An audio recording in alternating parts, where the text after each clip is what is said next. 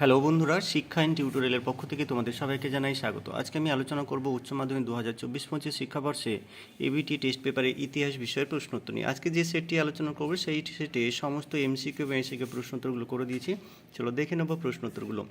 একে থেকে একের প্রশ্ন, বাংলায় প্রথম স্বাধীন নবাব ছিলেন, উত্তর হবে মুর্শিদ কুলি খাঁ। পরের প্রশ্ন, বৈজ্ঞানিক ইতিহাস চর্চার জনক বলা হয় থুকিডিডিস। পরের প্রশ্ন, ভারতের ম্যাকিয়াভেলি নামে পরিচিত যিনি, তিনি হলেন, উত্তর হবে নানা ফড়নবিস। পরের প্রশ্ন, 3 আইন পাশ হয়েছিল, উত্তর হবে 1872 খ্রিস্টাব্দে। পরের প্রশ্ন, 50-এর মন্বন্তরের সময় বাংলার বড়লাট ছিলেন, উত্তর হবে লর্ড ওয়াভেল।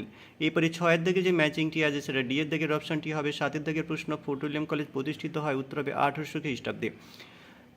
8-এর দিকের প্রশ্ন, ক্রিস প্রস্তাবকে সমর্থন জানিয়েছিল কোন দল, উত্তর হবে রেডিক্যাল ডেমোক্রেটিক পার্টি। পরের প্রশ্ন, ওয়ার্স চুক্তি সংস্থার সদস্য ছিল না এমন একটি দেশ হল, উত্তর হবে চীন। পরের প্রশ্ন, বেস্টনী নীতির প্রবক্তাকে, উত্তর হবে ডি এর দাগের অপশান কেননান।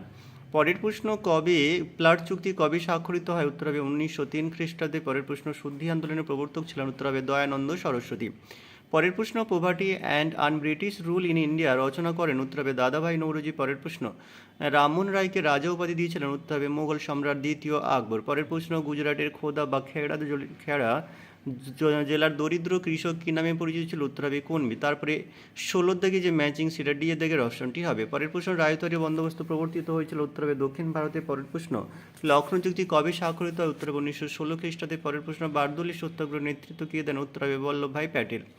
পরের প্রশ্ন, কঙ্গো যে দেশটির উপনিবেশ ছিল, উত্তর হবে বেলজিয়াম। পরের প্রশ্ন, ভারতবর্ষ যার উদ্যোগে পরিকল্পনা কমিশন গঠিত হয়, উত্তর হবে জওহরলাল নেহরু। পরের প্রশ্ন, ভারতীয় নাগরিকতা বর্তমানে মৌলিক অধিকার ভোগ করেন, উত্তর হবে 6টি। পরের প্রশ্ন, সার্কের প্রথম সম্মেলনে মোট দেশ অংশগ্রহণ করে, উত্তর হবে 7টি। পরের প্রশ্ন, ভারতের প্রথম নির্বাচন কমিশনার ছিলেন, উত্তর হবে সুকুমার সেন। এইবারে 2-এর দাগের এসিকিউ প্রশ্নোত্তরগুলো আলোচনা করব। প্রশ্নোত্তর আলোচনা করার আগে অনুরোধ করব, যারা ভিডিও দেখছো, ভিডিও ভালো লাগলে অবশ্যই বন্ধুদের মধ্যে শেয়ার করো। আমাদের চ্যানেল নতুন হলে চ্যানেলটি অবশ্যই সাবস্ক্রাইব করে আমাদের পাশে থেকো। দেখে নেব 2-এর দাগের 1-এর প্রশ্ন, পৌরাণিক কাহিনী কি? সৃষ্টির আদিমকালে অপরিণত বুদ্ধির মানুষ যে সমস্ত ধর্মীয় অলৌকিক কল্পকাহিনী রচনা ও প্রচার করে তাকে পৌরাণিক কাহিনী বা মিথস বলে। পরের প্রশ্ন, ভারতের সর্ববৃহৎ মিউজিয়ামটির নাম, উত্তর হবে কলকাতার ভারতীয় জাদুঘর। পরের প্রশ্ন, পুঁজিবাদ কাকে বলে? পুঁজিবাদ এমন একটি অর্থনৈতিক ব্যবস্থা যেখানে উৎপাদনের উপায়, অর্থ, জমি, কলকারখানা ইত্যাদি ব্যক্তিগত ব্যক্তিদের মালিকানাধীন এবং মুনাফা অর্জনের উদ্দেশ্যে পরিচালিত হয়। পরের প্রশ্ন, বুলের নির্দেশনামা কে কখন জারি করেন, উত্তর হবে 1893 খ্রিস্টাব্দে পোপ ষষ্ঠ আলেকজান্ডার। পরের প্রশ্ন, সূর্যাস্ত আইন কি? কর্নওয়ালিস প্রবর্তিত চিরস্থায়ী বন্দোবস্তের অন্যতম শর্ত ছিল বাংলা সালের হিসেবে বছরের শেষ দিনে সূর্যাস্ত হওয়ার আগেই জমিদারদেরা তাদের বকেয়া রাজস্ব জমা দিতে বাধ্য থাকবে, না হলে তাদের জমিদারি বাজেয়াপ্ত করা হবে। এই শর্ত সূর্যাস্ত আইন নামে পরিচিত। রামকৃষ্ণ মিশন কে কবে কী উদ্দেশ্যে প্রতিষ্ঠা করেন, উত্তর হবে স্বামী বিবেকানন্দ আদর্শ ও মানবিক আদর্শ ও সমাজ কল্যাণের উদ্দেশ্যে 1897 খ্রিস্টাব্দে 1 মে রামকৃষ্ণ মিশন প্রতিষ্ঠা করেন। পরের প্রশ্ন, 4 মে আন্দোলনের প্রধান স্লোগান কী ছিল? জিও গোয়া বা দেশকে রক্ষা করা। পরের প্রশ্ন, ভারতের মে দিবস কবে কোথায় প্রথম পালিত হয়? 1923 সালে 1 মে মাদ্রাজে, বর্তমান চেন্নাইতে। পরের প্রশ্ন, এশিয়াবাসীদের জন্য এশিয়া এই স্লোগানটি কবে কেন প্রচার করেছিল?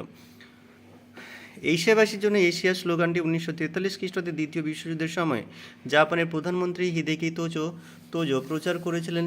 এই স্লোগানের আড়ালে জাপানের প্রকৃত উদ্দেশ্য ছিল পশ্চিমী উপনিবেশিক শক্তিগুলির অবসান ঘটিয়ে পূর্ব এশিয়া নিজেদের সাম্রাজ্যবাদী স্বার্থ চরিতার্থ করা। পরের প্রশ্ন, ভিয়েতমিন কি? হোচিমিন ভিয়েতনামি মুক্তিযোদ্ধাদের নিয়ে 1941 খ্রিস্টাব্দে গঠন করেন ভিয়েতমিন। পরের প্রশ্ন, জায়োনিস্ট আন্দোলন কি? প্যালেস্তাইনি ইহুদিদের পুনর্বাসন এবং সেখানে তাদের স্বাধীন ও সার্বভৌম রাষ্ট্র গড়ে তোলার উদ্দেশ্যে জেরুজালেমকে সামনে রেখে প্যালেস্তাইনি ইহুদিরা যে আন্দোলন গড়ে তোলেন তা জায়োনিস্ট আন্দোলন নামে পরিচিত। পরের প্রশ্ন, ওপেক কি? ওপেক বলতে 1960 সালের সেপ্টেম্বরে বিশ্বের প্রধান তেল রপ্তানিকারক 12টি দেশের একটি সংগঠনকে বোঝায়, যার উদ্দেশ্য ছিল বিশ্বের তেলের বাজারে অর্থনৈতিক স্থিতিশীলতা নিশ্চিত করা এবং তেলের সরবরাহ নিশ্চিত করা। পরের প্রশ্ন, কত খ্রিস্টাব্দে গণপ্রজাতন্ত্রী চীনের উত্থান ঘটে? উত্তরে 1 অক্টোবর 1949। পরের প্রশ্ন, কোন অঞ্চল বাংলার ডান্ডি নামে পরিচিত? কলকাতা থেকে চুঁচুড়া পর্যন্ত গঙ্গার 2 তীরবর্তী অঞ্চলকে বাংলার ডান্ডি বলা হয়। পরের প্রশ্ন, দ্য ইন্ডিয়ান মুসলমানস গ্রন্থটির রচয়িতা, উত্তর হবে স্যার উইলসন হান্টার। পরের প্রশ্ন, খসড়া সংবিধান কমিটির সভাপতি কে করেন এবং কবে এই সংবিধান গৃহীত ও প্রবর্তিত হয়? উত্তর হবে খসড়া সংবিধান কমিটির সভাপতিত্ব করেন ডক্টর বি.আর. আম্বেদকর। খসড়া কমিটির সাংবিধানিক গৃহীত হয় 1949 সালে 26শে নভেম্বর এবং কার্যকর হয় 1950 সালে 26শে জানুয়ারি। পরের প্রশ্ন, কলকাতা সংস্কৃত কলেজ কে কবে প্রতিষ্ঠা করেন?